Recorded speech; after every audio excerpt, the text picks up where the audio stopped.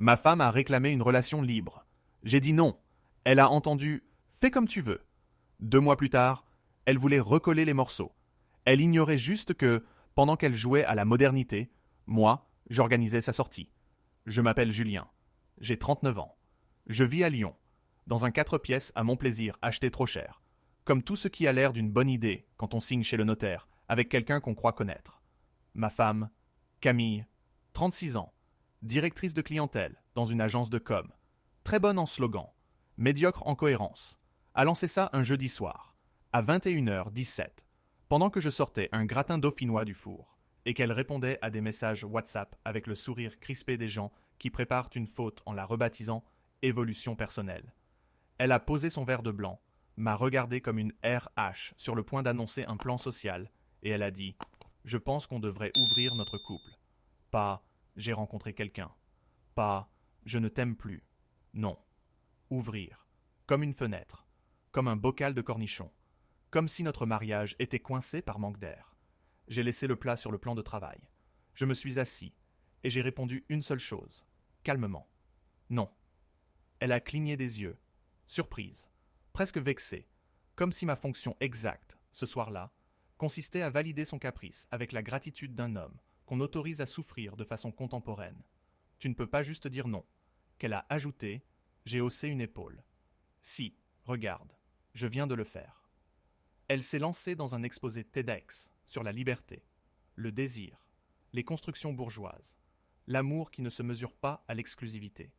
Le tout en oubliant un détail de gestion assez simple. Quand on veut réécrire le contrat, on vérifie si l'autre signataire existe encore. Je l'ai laissé parler.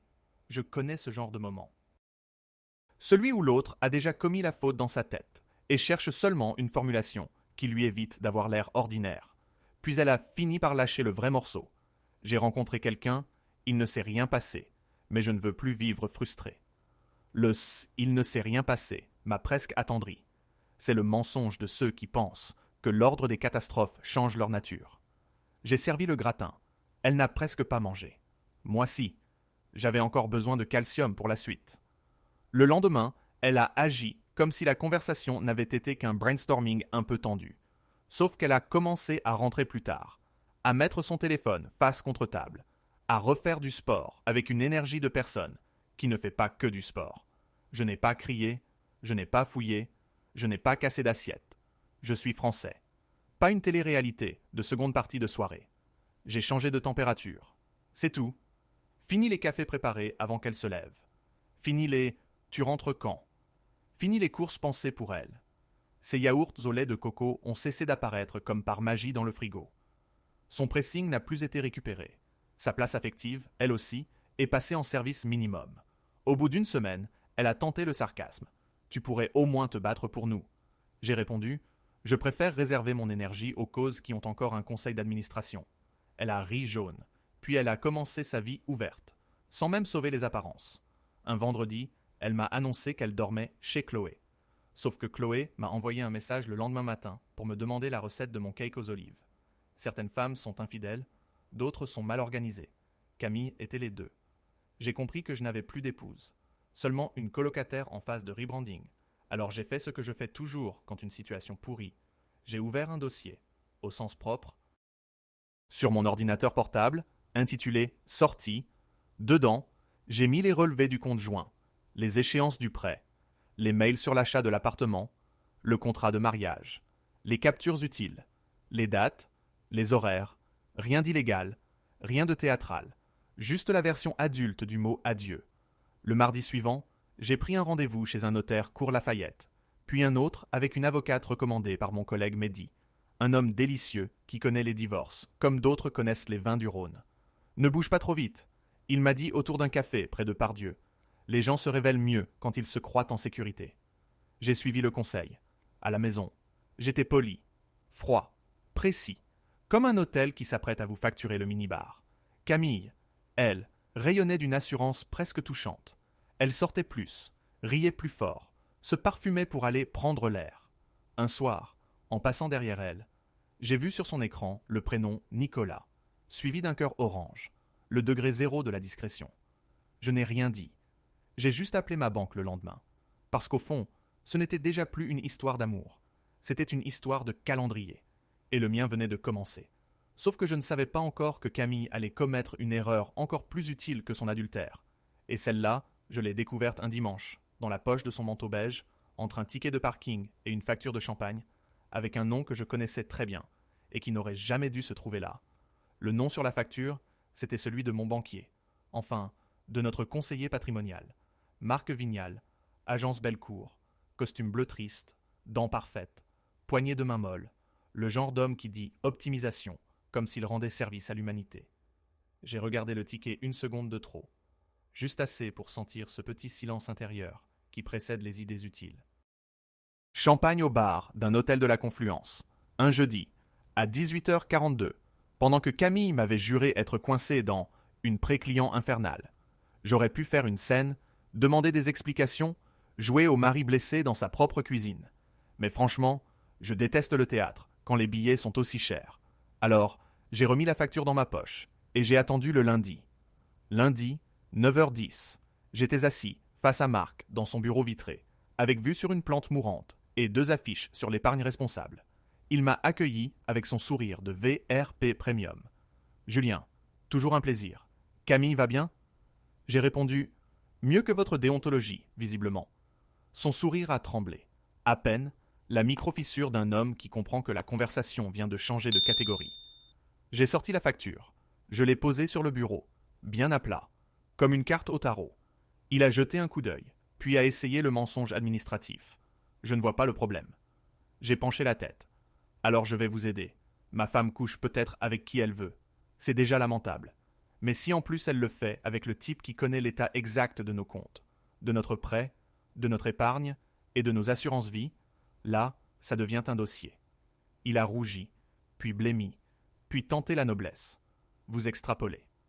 J'ai souri. Marc, les gens élégants n'extrapolent pas. Ils documentent. J'avais déjà imprimé les échanges bancaires récents, les modifications de placement suggérées par lui à Camille seule, les messages de relance inhabituels, et surtout cette proposition d'arbitrage sur notre compte joint, faite 3 jours après leur petit champagne. Curieux timing, comme on dit quand on reste poli. J'ai quitté l'agence 20 minutes plus tard, avec 2 certitudes. La première, Marc avait peur. La seconde, Camille parlait trop quand elle voulait impressionner quelqu'un. Et cette combinaison-là, en général, finit très mal pour les amateurs. J'ai transféré nos liquidités disponibles vers un compte personnel strictement légal pour ma part. J'ai sécurisé mes documents, changé mes accès, averti mon avocate, maître Élodie Renaud, une femme sèche, précise, merveilleuse, qui avait la voix d'une institutrice, capable de faire pleurer un huissier. Votre épouse joue. Vous archivez. Continuez. Qu'elle m'a dit. J'ai continué. À la maison, Camille flottait dans une espèce d'euphorie insolente.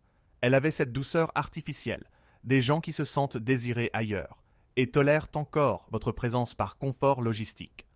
Un soir, elle est rentrée avec une robe neuve, couleur ivoire, beaucoup trop chic pour un dîner entre copines. Elle a tourné sur elle-même dans l'entrée. « Tu ne trouves pas qu'elle me va bien ?» J'ai répondu « Parfaitement, on dirait quelqu'un qui va bientôt payer seul son abonnement téléphonique. » Elle m'a lancé ce regard mi-exaspéré, mi-amusé, celui qu'elle avait quand elle croyait encore pouvoir me ramener dans sa poche, avec un soupir et un sourire. Sauf que cette poche-là était cousue depuis longtemps. Les semaines ont glissé comme ça. Elle sortait. Moi je construisais. Elle mentait. Moi je classais. Elle jouait à l'émancipation. Moi je préparais la version notariée de la liberté. Et puis il y a eu l'anniversaire de sa mère, à Villeurbanne.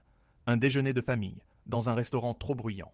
Nappe blanche, faux standing et sauce morille hors de prix. Camille tenait ma main devant tout le monde. Détail nouveau, intéressant, presque comique. Sa mère m'a demandé « Alors, ce voyage au Portugal, vous l'avez réservé ?» J'ai regardé Camille. Elle a répondu à ma place. On attend un peu, avec nos emplois du temps. No, charmant pronom pour quelqu'un qui passait ses nuits ailleurs. J'ai laissé filer, jusqu'au café, quand son frère Thomas, qui avait toujours eu l'élégance d'un caddie sans roue, m'a glissé. Camille revit en ce moment. Ça fait plaisir à voir. J'ai posé ma tasse. Oui, certaines personnes appellent ça revivre. D'autres appellent ça faire exploser son foyer à budget constant. La table s'est figée une demi-seconde. Camille m'a lancé un coup d'œil assassin, mais elle n'a rien dit. Parce qu'elle savait déjà que j'étais en train de sortir du rôle du mari docile. Sur le chemin du retour, dans la voiture, elle a explosé. Tu voulais quoi? M'humilier devant ma famille? J'ai gardé les yeux sur la route. Non, ça, tu le fais très bien toute seule depuis 2 mois. Elle a serré sa ceinture, comme si elle voulait étrangler le silence avec. Puis elle a murmuré. Tu es devenu glacial. J'ai ri.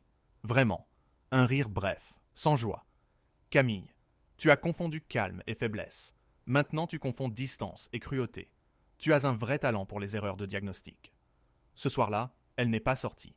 Elle a tourné dans l'appartement, a rangé des choses qui n'avaient pas besoin de l'être, a tenté 2 ou 3 phrases banales sur la météo. La CAF de sa sœur, le syndic qui augmentait les charges, signe classique de panique bourgeoise. Plus personne ne contrôle rien. Alors on parle des appels de fonds. Puis, vers minuit, pendant que je lisais dans le salon, elle s'est assise en face de moi, démaquillée, fatiguée, presque sincère, et elle a posé la question qu'elle aurait dû se poser avant de jouer avec les allumettes. « Tu comptes rester comme ça encore longtemps ?» J'ai fermé mon livre. Je l'ai regardée, et pour la première fois, elle a eu l'air de comprendre qu'elle ne parlait plus à un mari vexé, mais à un homme déjà parti. Sauf que ce n'était encore que le début, parce que le lendemain matin, quelqu'un a sonné à notre porte, et la personne qui attendait sur le palier n'était bonne nouvelle pour personne, surtout pas pour Camille. Le lendemain, à 8h12, quelqu'un a sonné avec l'insistance sèche des gens qui ne viennent ni pour un café, ni pour vendre des calendriers. Camille sortait à peine de la salle de bain.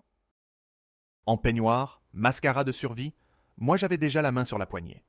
Sur le palier, il y avait une femme d'une 50aine d'années, manteau marine impeccable, carré blond discipliné, visage fermé comme un dossier d'assurance, et à côté d'elle, un jeune homme avec une pochette en carton, très droit, très discret, le duo parfait pour annoncer des ennuis propres.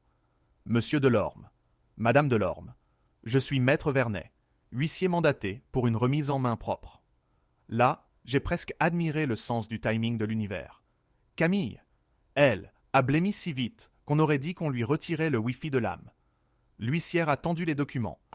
Cela concerne une mise en demeure préalable à procédure, adressée à Madame Camille Delorme, ainsi qu'une notification relative à une violation de confidentialité dans le cadre d'échanges avec un conseiller financier. Camille a pris les papiers, comme on saisit une casserole brûlante. Je ne comprends pas. Le jeune homme a baissé les yeux. Moi non. Je comprenais très bien. Marc Vignal avait dû sentir le sol trembler sous ses mocassins. Et dans le doute, il avait choisi sa stratégie favorite. Sauver sa peau en sacrifiant les autres. Ce qui, en banque comme en amour, reste un grand classique des hommes médiocres. L'huissière est repartie, après les formules d'usage. Le couloir a retrouvé son silence. Et Camille s'est tournée vers moi, la bouche entr'ouverte. « Tu sais ce que c'est, toi ?» J'ai pris mon mug. Pas encore, mais à vue de nez, je dirais que ton mois de la liberté commence à coûter cher. Elle a déchiré l'enveloppe avec des gestes nerveux, a parcouru les lignes, puis s'est assise, d'un coup sur le banc de l'entrée, comme si ses genoux avaient démissionné. Dans le courrier, il était question de messages privés, de documents transmis à une adresse non professionnelle, d'informations patrimoniales évoquées hors cadre, rien qui me compromettait, tout ce qui l'éclaboussait, elle et son Roméo de succursale. Camille a relevé la tête. « Tu as fait quoi ?» J'ai posé mon café. La vraie question, c'est plutôt « Toi, qu'est-ce que tu as raconté ? Et à qui ?» Elle s'est levée d'un bond. « Tu m'espionnes maintenant ?» J'ai souri. « Non, Camille, je t'observe. Nuance chic, cou réduit. » Elle a commencé à faire les 100 pas dans le salon, téléphone à la main, a tenté d'appeler Marc, puis encore Marc, puis ce Nicolas au cœur orange, puis Chloé. En général, quand une catastrophe commence, les gens appellent toujours ceux qui n'auront aucune solution. C'est presque touchant. Au bout de 10 minutes, elle a réussi à joindre Marc. Enfin, j'entendais sa voix filtrée par le haut-parleur parce qu'elle avait oublié de l'enlever. Ou peut-être qu'elle voulait un témoin. Va savoir. Marc, c'est quoi ce délire ? Lui, très bas, très prudent. Camille, je t'avais dit de ne rien écrire. Là, c'est sérieux. Mon siège a ouvert une enquête interne. Je ne peux plus te parler. Elle a éclaté. Tu te fiches de moi ? Il a répondu la phrase la plus lâche de la semaine, ce qui était un concours relevé. Je dois protéger ma situation. Puis il a raccroché. J'ai regardé Camille. C'est beau, un homme qui découvre la morale juste après le dessert. Elle m'a lancé un regard si noir qu'il aurait pu faire sauter le compteur Linky. Mais derrière la colère, Il y avait autre chose. De la peur. La vraie. Celle qui arrive quand les conséquences cessent d'être théoriques. La journée a pris une couleur étrange. Camille n'est pas allée au bureau. Elle a reçu 2 appels de son agence. Un de sa mère, un autre de sa collègue Sophie, qu'elle a ignoré. Elle a fini par s'enfermer dans la chambre pour pleurer. Pas longtemps, juste ce qu'il faut pour hydrater le drame. Vers midi, elle est ressortie avec l'air déterminé, des gens qui pensent qu'un déjeuner peut sauver une vie. On doit parler. Qu'elle a dit, je coupais du pain. On parle depuis 2 mois. Simplement, tu n'aimais pas mes réponses. Elle s'est assise en face de moi, sans maquillage, sans armure, et pendant 1 seconde, j'ai revu la femme que j'avais épousée, celle des cafés du dimanche à Croix-Rousse, des projets absurdes de maison dans le Beaujolais, des textos idiots pendant les réunions. Puis la seconde est passée, parce que les souvenirs ne sont pas une défense juridique. J'ai fait n'importe quoi. Elle a soufflé. Je voulais juste me sentir vivante, séduisante. Je ne pensais pas que ça irait aussi loin. J'ai tartiné mon fromage frais avec la sérénité d'un homme qui ne dépend plus de l'issue. Les incendies disent souvent ça, qu'ils voulaient juste un peu de lumière. Elle a fermé les yeux. Tu peux arrêter avec ton humour de salaud 5 minutes ? J'ai haussé les épaules. C'est soit l'humour, soit te dire exactement ce que je pense. Et crois-moi, l'humour est la version premium. Elle s'est mise à parler vite, très vite, de sa fatigue, de nos habitudes, de son impression d'avoir disparu dans le couple, de sa panique à vieillir, de tout ce qui lui servait maintenant de décor moral. Elle n'avait pas complètement tort. C'était presque le plus irritant. On peut avoir des manques réels et faire malgré tout des choix minables. La maturité consiste justement à distinguer les deux. Quand elle a vu que je ne cédais pas, elle a changé d'angle. Tu aurais pu me retenir. Là, j'ai levé les yeux vers elle. Enfin, te retenir, Camille, tu te prends pour quoi ? Un sac Longchamp oublié dans le TER. Elle a eu un petit mouvement de recul, et j'ai continué, calmement. Je t'ai dit non, clairement. Tu as choisi d'y aller quand même. Je ne suis pas ton père, ni ton surveillant, ni le vigile de ta conscience. Elle tremblait un peu, de rage ou de honte, difficile à dire. Puis elle a lâché, presque dans un souffle. Je crois que j'ai tout gâché. J'ai reposé mon couteau. Là, on commence à se rapprocher du réel. Le soir venu, elle s'est collée à une normalité forcée. Elle a commandé des sushis, a mis la table, a même ouvert une bonne bouteille, ce qui chez elle relevait déjà d'une opération diplomatique. Sauf que, vers 21h, quelqu'un m'a envoyé un message. Pas un inconnu, pas un numéro masqué. Non, quelqu'un de très identifié. Thomas, son frère, avec une phrase simple « Il faut qu'on se voie. J'ai appris un truc sur Camille, et je pense que tu n'es pas au courant. » Là, j'ai su que le fond du dossier était encore plus bas que prévu. Et franchement, il fallait un certain talent pour continuer à me surprendre à ce stade. J'ai lu le message de Thomas une seconde fois. Puis, j'ai levé les yeux vers Camille. Elle alignait des baguettes sur la table avec l'application absurde des gens qui sentent la tempête et décident, malgré tout, de plier les serviettes. Un problème qu'elle a demandé avec cette voix faussement neutre qui trahit surtout le contraire. J'ai retourné mon téléphone. Rien que tu ne finiras pas par qualifier de malentendu. Elle a pâli, à peine, ce qui chez elle équivalait déjà à un aveu partiel. Je n'ai pas répondu au message tout de suite. J'ai attendu qu'elle se couche, ou qu'elle fasse semblant. Puis, je suis sorti prendre l'air. Direction la place Ambroise Courtois. Un café encore ouvert. Lumière trop blanche. Serveur fatigué. Parfait pour les conversations qu'on n'a aucune envie de rendre élégantes. Thomas est arrivé avec 10 minutes de retard, et cette mine de type contrarié qu'il portait depuis l'adolescence. Sauf que cette fois, il avait l'air sincèrement gêné, ce qui le rendait presque fréquentable. Il s'est assis, a commandé un allongé, puis il a attaqué sans préface. Je ne suis pas venu pour défendre ma sœur. J'ai souri. Tu progresses. Il a soufflé par le nez. Écoute, je pensais qu'elle faisait n'importe quoi, mais là, c'est pire que ce que je croyais. Puis, il m'a raconté. Il avait croisé par hasard Sophie, la collègue de Camille, lors d'un after-work vers Saxe-Gambetta. Ils avaient parlé, un verre, puis 2. Et à un moment, Sophie lui avait lâché, très naturellement, que toute l'agence savait depuis des semaines que Camille préparait son plan B. Je l'ai regardé. Traduit, Thomas a serré sa tasse. Elle disait partout que tu étais trop rigide, trop prévisible, que si son histoire avec Marc ou avec l'autre, Nicolas, devenait sérieuse, elle te laisserait l'appartement parce que tu serais incapable de te battre, et qu'en échange, tu continuerais probablement à payer une bonne partie du crédit pour éviter le conflit. Je me suis adossé à ma chaise. Pas surpris, pas même blessé, juste confirmé. C'est toujours reposant, au fond, de voir sa lucidité validée par des témoins. Charmant. Thomas a hoché la tête, puis il a ajouté le détail qui rendait tout le reste presque décoratif. Et elle avait pris rendez-vous, fin du mois dernier, avec un notaire, seul, pour se renseigner sur une sortie propre du mariage. Elle voulait savoir comment te faire signer vite, avant que tu comprennes ce qui se passait. Là, j'ai ri, vraiment, pas fort, mais avec cette netteté glacée qui me vient quand le mépris devient mathématique.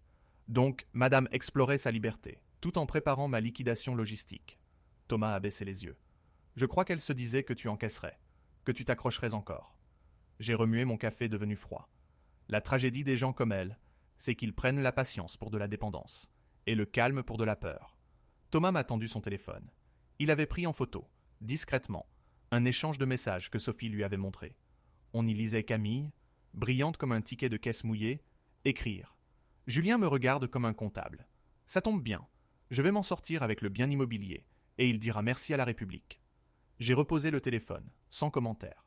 Je n'en avais pas besoin. Les preuves les plus utiles sont souvent celles qui vous font gagner du temps. Émotionnel. Dehors. La nuit était humide. Les rails du tram brillaient. Lyon avait cet air chic et fatigué des villes, qui ont tout vu. Thomas a fini par demander « Tu vas faire quoi ?» J'ai payé l'addition. Ce que je fais depuis le début, terminer proprement ce qu'elle a sali. Le lendemain matin, j'ai pris un rendez-vous supplémentaire avec Maître Renaud. Je lui ai montré les messages, la chronologie, la consultation chez le notaire, les échanges bancaires suspects. Elle a parcouru le tout avec un plaisir presque artistique. Votre épouse a le sens du détail inutile. C'est une qualité rare chez les gens qui mentent mal. Elle m'a conseillé d'attendre encore quelques jours, le temps de verrouiller la suite.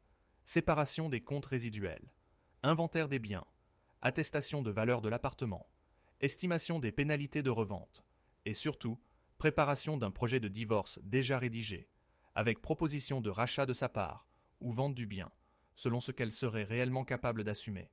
Quand vous parlerez, m'a dit l'avocate, il faut que tout existe déjà. Pas des intentions, pas des menaces, du concret. J'ai passé 3 jours à finaliser ce concret. J'ai vu le notaire, la banque, le courtier, même le syndic pour un dossier de travaux voté, en AG. À ce stade, mon divorce avait une organisation meilleure que certains mariages. Pendant ce temps, Camille changeait d'attitude. Fini l'arrogance, fini les sorties affichées. Elle rentrait tôt, cuisinait, lançait des « tu te souviens ?» comme on jette des bouées à un paquebot déjà parti.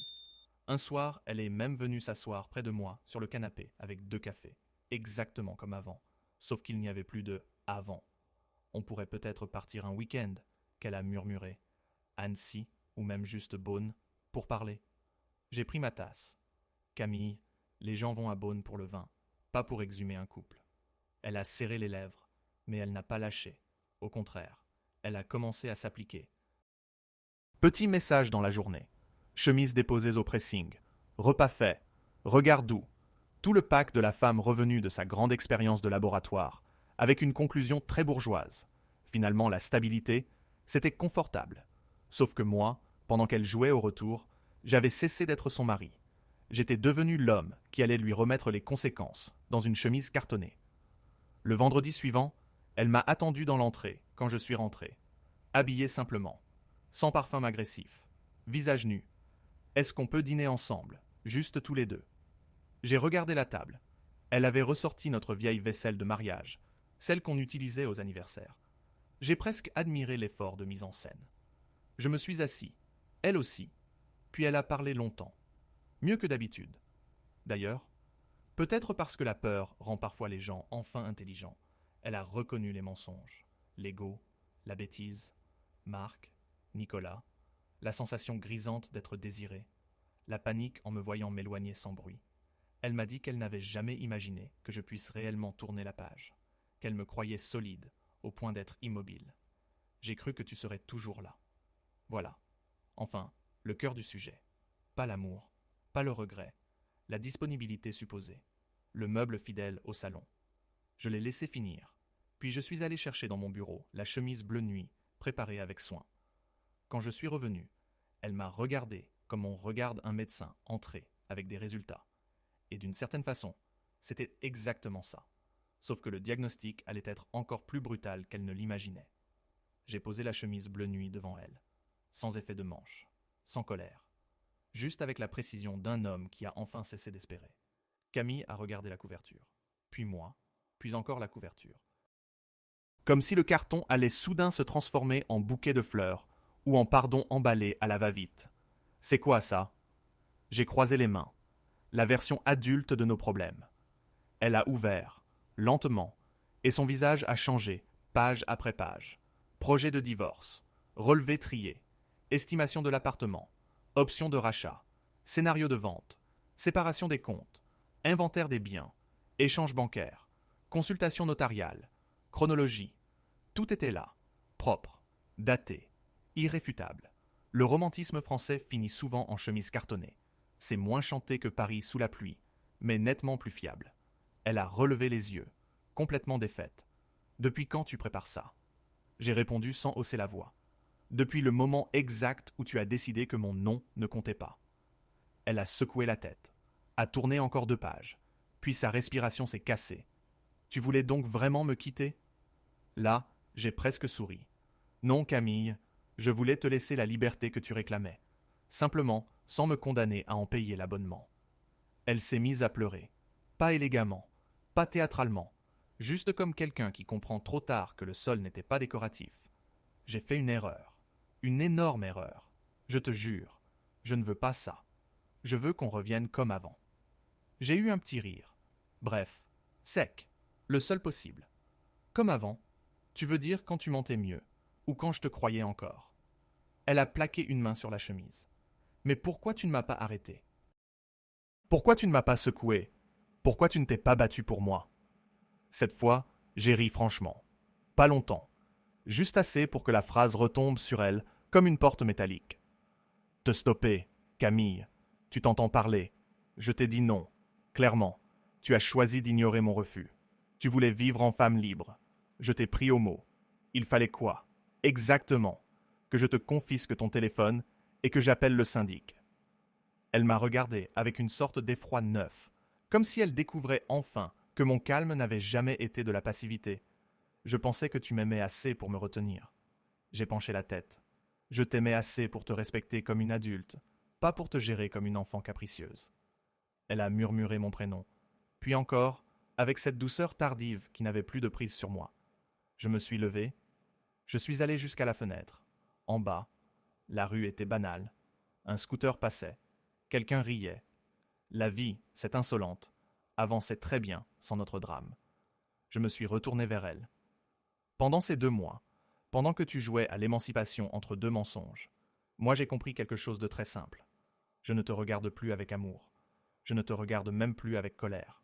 Je te regarde comme une personne qui a raté sa sortie et qui accuse maintenant le panneau. Elle s'est levée à son tour. On peut réparer. J'ai secoué la tête. Non, toi, tu peux regretter. C'est différent. Elle a voulu s'approcher. Je me suis écarté d'un pas, et ce petit mouvement a fini le travail, mieux qu'un discours. Elle a compris. Enfin, que ce n'était pas une punition, ni une crise, ni un bras de fer conjugal. C'était terminé. Net, calme, définitif. J'ai pris mes clés sur la console. Maître Renaud t'appellera lundi. Tu as le week-end pour lire, réfléchir, et choisir si tu rachètes ta part du déni avec celle de l'appartement. Elle avait le visage blanc, les yeux rouges, la bouche tremblante. Julien, s'il te plaît. J'ai ouvert la porte, puis je me suis arrêté, juste assez longtemps pour lui laisser la seule phrase honnête qui nous restait. Ma nouvelle vie m'attend, mais tu n'en feras pas partie. Et je suis parti, sans me retourner. Dans l'ascenseur, j'ai senti, non pas de la tristesse, déjà dépassée, mais ce vide propre qui suit les décisions justes. Dehors. L'air était froid, presque agréable. J'ai marché jusqu'au boulevard. J'ai appelé Mehdi pour lui dire que c'était fait. Il a répondu. Alors, ça ressemble à quoi, la liberté? J'ai levé les yeux vers la ville, vers les lumières, vers la nuit qui ne devait plus rien à personne. Et j'ai dit, à quelque chose de calme, enfin.